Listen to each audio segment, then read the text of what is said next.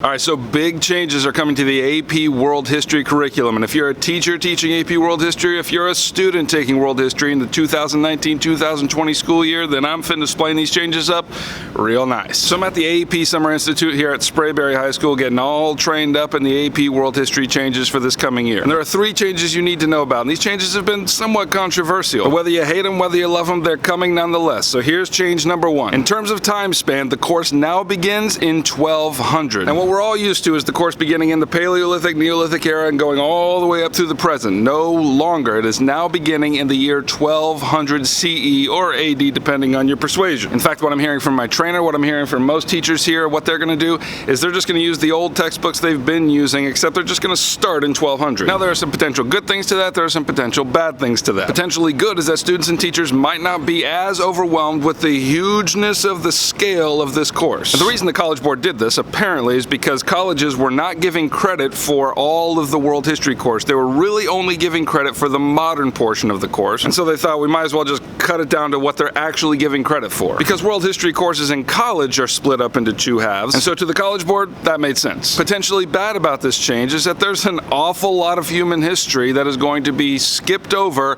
in order to start at 1200. So, do what you can. A lot of teachers here are saying they're actually going to start their course with a unit 0 to sort of get all the themes and patterns of world history that come up to 1200, and that's how they're going to compensate for it. In fact, if you're one of those teachers who wants to do that, then stay tuned to this channel because I'll be publishing a video in the next couple weeks that deals with all the history from the Neolithic Revolution up to 1200, so hopefully that will help. Change number 2, the new organizing principle of the curriculum is no longer time periods, but units and topics. It used to be that the course was organized around key concepts and time periods, but no longer. Now, the key concepts are still there, it's just they're embedded underneath the units and the topics. You can go to the College Board website, download the new curriculum, it's linked down in the description below. And when you do, you'll see that the new curriculum is organized into 9 units. And under each of those units are 7 to 9 different topics that will be responsible for teaching and for learning. Now, the very good news is that the exam is not changing. The rubrics for the essays are not changing, everything on the exam stays the same. Praise him. But just so you know, the new historical periods are as follows. Period 1 is 1200 to 1450, period 2 is 1450 to 1750, period 3 is 1750 to 1900,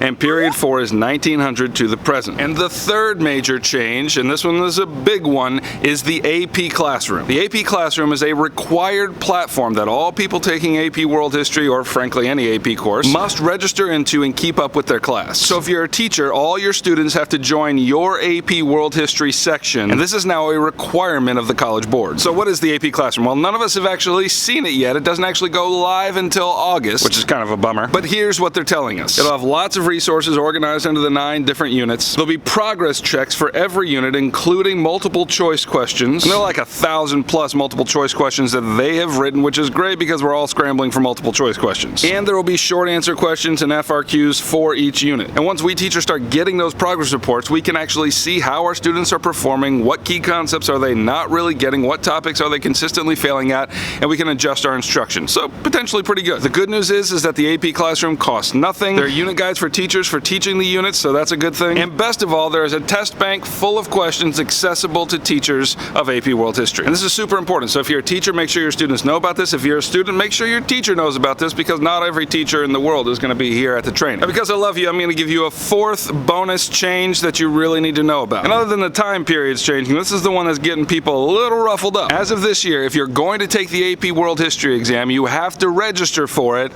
in the fall. Now, previously everybody registered for this in the spring. The reason why the College Board did this is because they said there was a huge attrition rate, according to their numbers, of kids who in the fall said that they intended to take the exam versus in the spring those who actually took the exam. And so they tried to figure out what we gonna do about that. So they did some testing with a bunch of schools this past year to have kids register in the fall and see how many of those, if you were registered in the fall, actually took the exam, and it turned out it was like a 10% increase. And so for them, they thought it was good. So in terms of pricing, there's a couple things you need to know. If you register by the deadline of November 15th, then the price is $94. If you are late in registering, which is to say November 16th through March 13th, then the cost is $94 plus a $40 penalty. And it used to be that if you registered and then didn't take the exam, there was a $10 or $15 penalty. I can't remember what it was. But now if you register for the exam and you don't take it, it's a $40 penalty. If all this sounds overwhelming, take heart. Starting in July, I'm going to be uploading content videos that cover all of the curriculum and all the units, all the topics, in case you find find those helpful. So subscribe to the channel, let me know the kinds of things that you need. I love your feedback.